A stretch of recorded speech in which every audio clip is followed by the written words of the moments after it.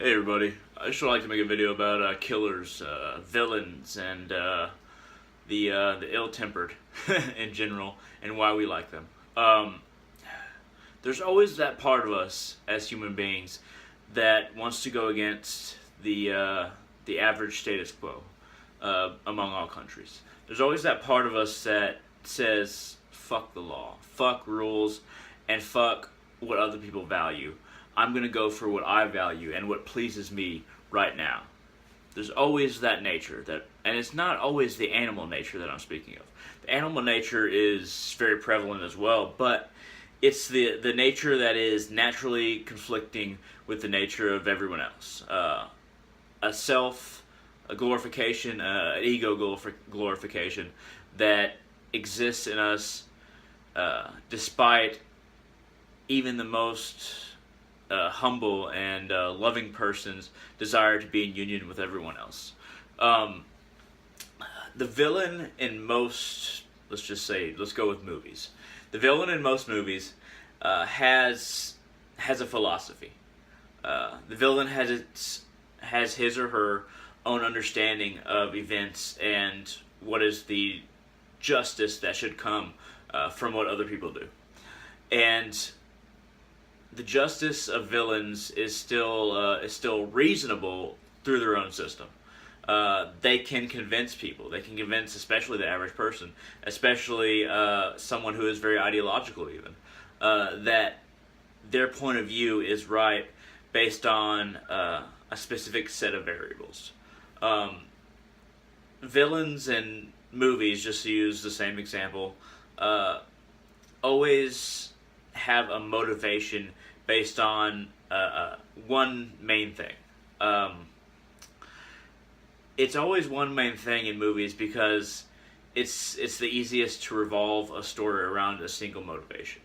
In real life, villains who have complicated psychological and ideological motivations have more than one reason on average. But in movies, the reason why they have a single motivation is that it's easier to weave a story around.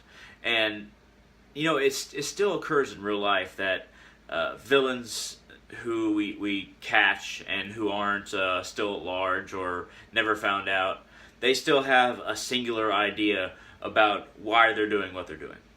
And it always sparks in everyone else when somebody truly considers their reasoning a sense of maybe they're right.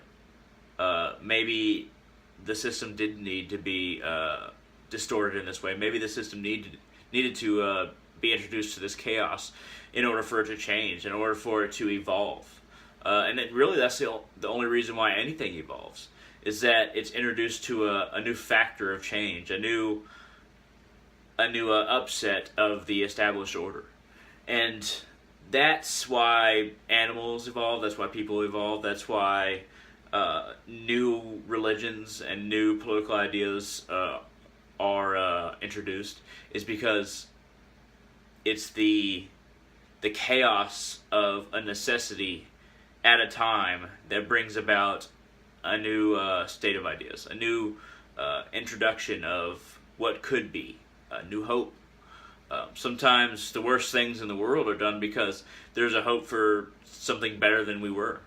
And sometimes it works out, and other times the hope becomes an oppression. Like the worst instances of communism. The hope was to unify everyone and give everybody equal amount of resources and capability to provide for themselves, to be a part of everything else and be provided for that reason.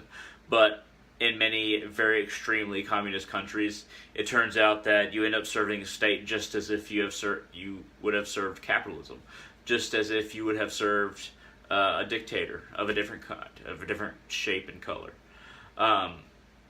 But the reason why we love heroes is very similar to the reason why we love these extreme ideological villains. If they're villains that, just kind of do bad stuff, but they don't really believe in it, that doesn't really appeal to as many people as the extreme villains who have their own complete philosophy. Those who have their complete own philosophy they appeal to us because the reason why good people are good is that they have an extreme philosophy of a completely different color. They have an extreme philosophy of, I'm going to help and risk my life as long as it could benefit one other person. Just one other person than me. I'm going to try and risk myself and do whatever I can in order to save that other person in whatever way we're talking about. It could be as a doctor, it could be as a relief worker, it could be as a Samaritan. Whatever it is, it's always this extreme idea that I don't care what happens to me, I'm going to help them anyway. And villains in movies and villains in even real life that are ideologically predisposed, that drift towards their own ideological understanding of the situation they find themselves in, they have a completely different extreme of understanding.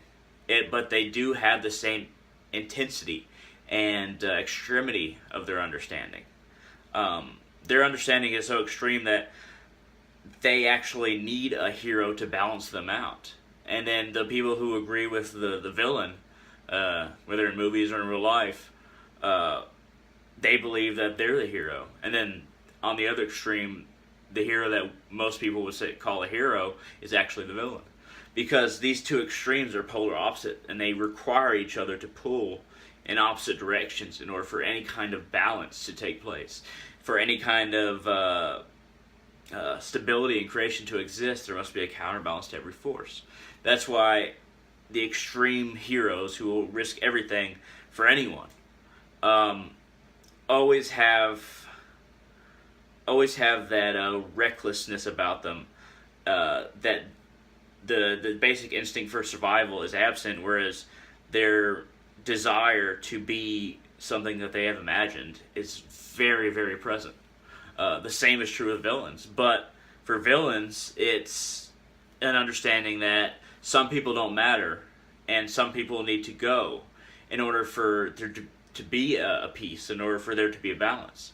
And that's what creates this order of up and down and the cylindrical nature of time and how it relates to itself through these kinds of beings, whether they be human, gods, spirits, all these different kinds of things. And even if you don't believe in gods and spirits, the counterbalance of people just in general isn't it weird how it's always fairly even in the world to where this state of society can exist. But that's really all the ideas I have for right now on villains and heroes. But I hope it's helped you think a little bit on this topic, because it's something that I think about quite a bit. Does a hero only exist because of the extreme villains? Do villains only exist because we have a light in the sky that shows us what their opposite is? And to think about this is to understand a little bit of what we should be. What do we believe? How do we believe? And how can we embrace our ideology to the greatest extreme? And that's all I got to say for right now. Please give a like and a thumbs up, or a subscribe if you love this. And I will talk to you later.